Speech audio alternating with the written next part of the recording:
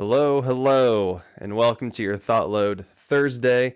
I'm Tyler. Today's topic, we'll be chatting about focus and deep work. So embodying that title, let's focus up and get down to it. So have you ever had a work week where none of your projects really seem to get fully accomplished, even though all day, every day, you put in the hours, you showed up, and those complicated tasks that you had just didn't really seem to move forward? What might have went wrong there? Despite all those hours that you did work, you might not have accessed that intentional peak productivity that is known as deep work. So defining it here from workplaces.com, they say that deep work is defined as a professional activity performed in a state of distraction-free concentration that pushes your cognitive capabilities to their limit. These efforts create new value, improve your skill, and are hard to replicate. This was coined by Georgetown computer science professor Cal Newport in his 2012 book, Deep Work: Rules for Focused Success in a Distracted World. And it occurs when we intentionally create time for more complex problem solving and creative work, such as building financial models, sitting down to write, developing a client presentation, etc., etc. Deep work tasks are usually a little bit more cognitively demanding and therefore require longer stretches of sustained focus to complete. Now, on the other end, we have shallow work, which happens when we're not intentional with our time. Shallow work's defined as non-cognitively demanding logistical style tasks often performed while distracted. These efforts tend to not create new value in the world and are easy to replicate.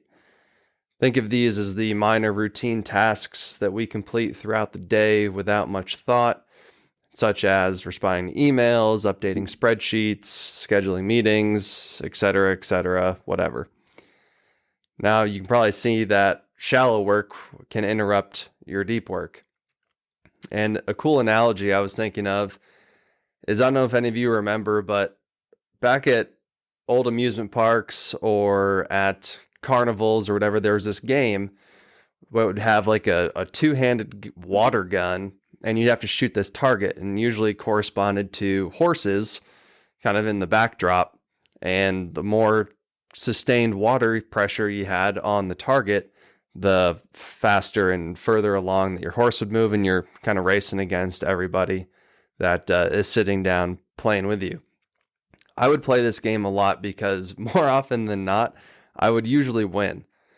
And I don't know that it was necessarily because I had the best aim or I was extremely talented in regards to shooting or whatever, but I think the ability to focus your full attention on that task of shooting that target with the water can easily separate yourself, because if any of you have played, you know, if you kind of fall off that target or you get distracted, someone else is going to move faster and end up winning. So it's a cool little analogy when we're talking about deep work here.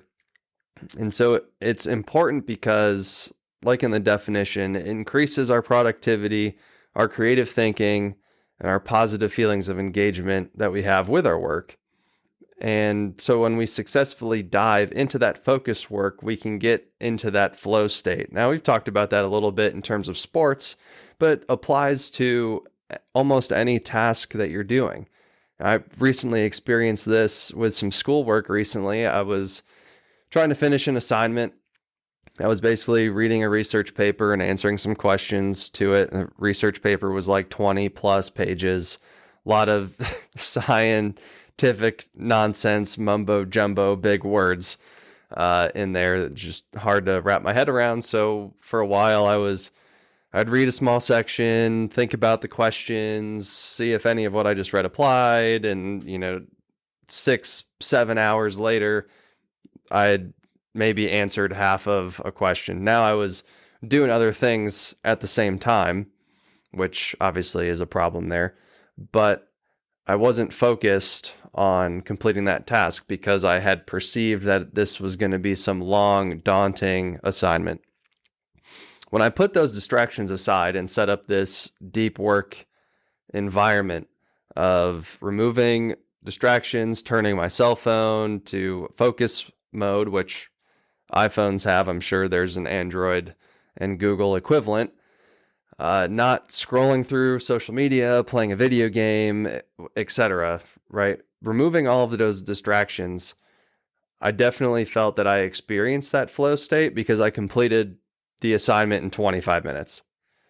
And experiencing that, it seemed like it was something that I had to share and get into this deep work conversation, because I think a lot of tasks that we have, especially me, I think about them and try to make up a time requirement that it's going to take to finish said task.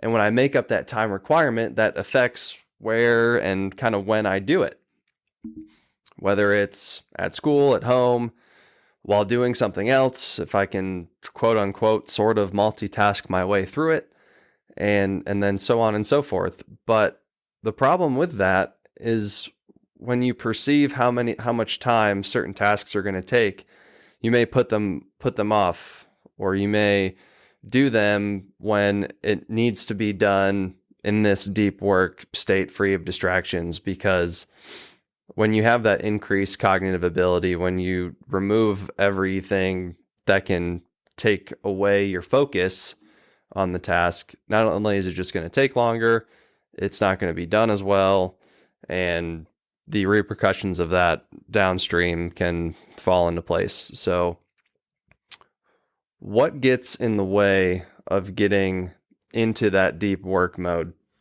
So some things that I mentioned already. You got your daily interruptions, email notifications, messages, Microsoft Teams, pings, whatever you want to call it, whatever that annoying noise is. Inefficient, poorly scheduled meetings, a bad team culture, so on and so forth. Now, I think it's important to talk about how we can access deep work and get into that. So first thing would be to create a routine, whether that's a specific place, blocking time in your calendar. You might have an office space at home that is easier to free yourself of distractions that might be around your house.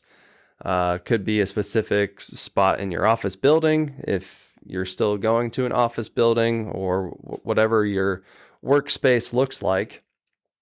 You can start creating that routine by blocking that interrupted time in your calendar, getting into that focus mode on your phone or whatever, so those notifications are silenced, as well as selecting that space that is relatively clean. There's a lot of studies out there that show a messier, cluttered office space environment can inhibit productivity.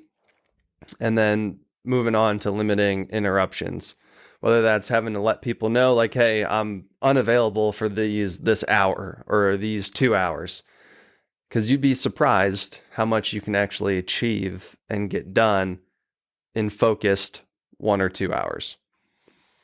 So it obviously takes some practice getting into that. There's times I've tried to sit down and focus on something and things pop up, can't really get it done, life gets in the way, and whatever else. But it just detracts from our main goal of sitting down, being successful with what we're doing, creating a good product, whatever our task is, whether it's for our job, for our career, or if it's something that we enjoy doing elsewhere, whether it's creating a podcast, whether it's writing a blog, something that you're passionate about. You want to give it its appropriate time and its appropriate focus. And so as a wrap up here, there's a great quote.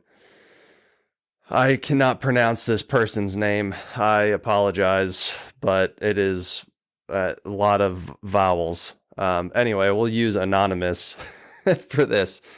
But they define focus, and they say focus equals follow on course until successful. So I hope you guys learned a little bit about focus and deep work. Hopefully we can experience that in our own life. And without anything else, we'll catch you next week on ThoughtLoad. And as always, begin the duel, win the day.